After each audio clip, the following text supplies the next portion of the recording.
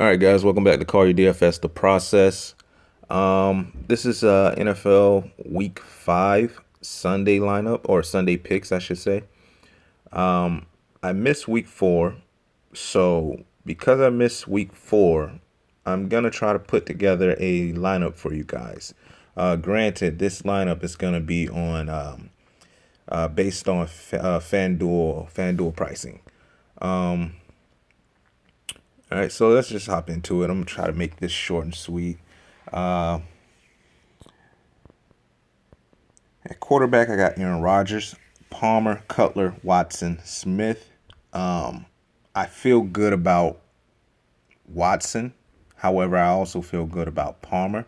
So if I wanted to make a lineup for you guys, I would start my lineup with Watson simply because he has that more upside of running. I don't think he'll do. I think if I had to compare the output, fantasy value output, to Rodgers, I would say Watson would come close, if not be right there with him when it comes to overall value. His price is a lot cheaper. And then, for that sake, Palmer's price is a lot cheaper. But if I had to make a lineup, I would go Watson for my quarterback position. At the running back position, I would go Ezekiel Elliott as my number one running back. My number two running back, I would go DeMarco Murray. Now, looking at the stats that I've put together, he's in a juicy matchup for RB1. If they can, if Mariota plays, I believe something happened. I'm not sure. But if he plays, if he can utilize DeMarco Murray as a RB1 and not only give him the ball to rush it, but also, pass it to him, he can do a lot of damage against Miami. Looking at running backs like, who was it that did it against them? It slips me right now. But trust me, RB1 running backs have done a lot of damage to Miami. Granted, it's only been 3 games Miami played, so you don't really have much to go off on, but you have a base. So quarterback, Watson, running back, Elliott, second running back, DeMarco Murray. Now, for wide receiver, I'm looking at Shepard. I'm looking at Jordy Nelson. I'm looking at DeAndre Hopkins. For tight end, I'm looking at Hunter Henry.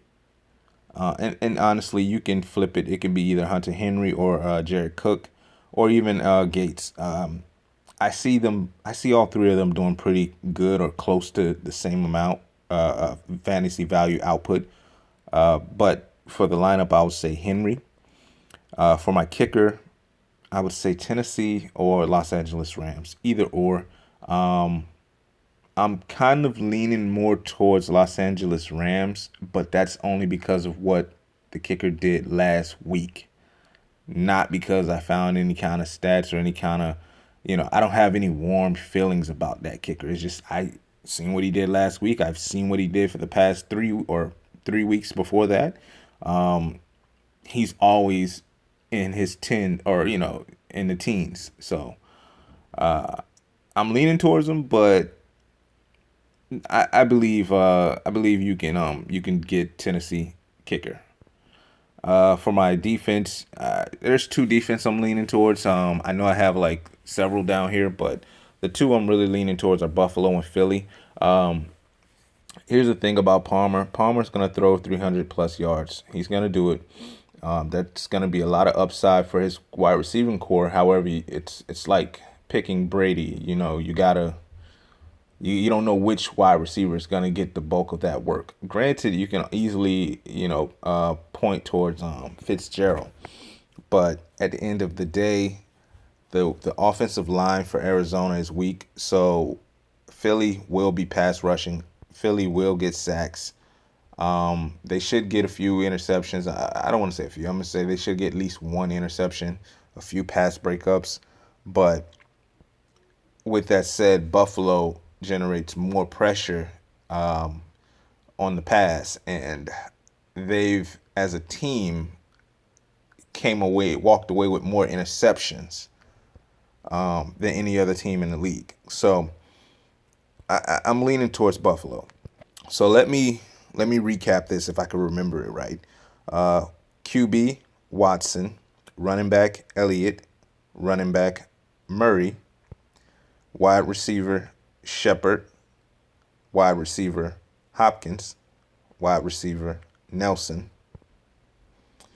tight end Henry, kicker Tennessee, defense Buffalo. So that's the lineup I'm giving you guys. Obviously, you can only play it on FanDuel because I don't think DraftKings is letting you play the primetime game, which is Houston, Kansas City, I think. So either you can, like, you can switch it up. I mean, you don't necessarily have to go with Hopkins. You can go with Larry Fitzgerald. He's in a good position.